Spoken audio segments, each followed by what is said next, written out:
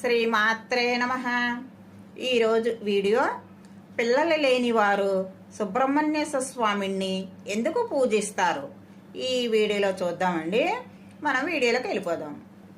పార్వతీ పరమేశ్వరులు దర్శించడానికి అనేక మంది తాపసులు కైలాసానికి వచ్చారట. అందులో దిగంబర ఋషులు ఉండడంతో సుబ్రహ్మణ్యేశ్వర స్వామి హేళనగా నవ్వాడు. దానికి పార్వతీ పుత్రిని మందలించి మర్మాంగాలు సృష్టి వృద్ధి కోసము సృష్టించినవి, జాతికి జన్మస్థానాన్ని తెలియచెప్పింది. తల్లి జ్ఞానబోధతో సుబ్రహ్మణ్యేశ్వర స్వామి సర్పరూపం దాల్చాడు. కొంతకాలము జీవకణాలు పాముల్లా ఉంటాయని మనకు తెలిసిందే.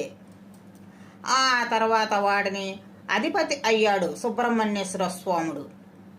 దానివల్లే జీవకణాలు అధిపతి అయిన సుబ్రహ్మణ్యేశ్వర స్వామి పూజిస్తే పిల్లలు పుట్టని దంపతులకు సంతానము కలుగుతుందని నమ్మకము.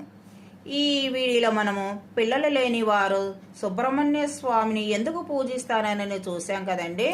మనం నెక్స్ట్ వీడియోలో కలుసుకుందాం.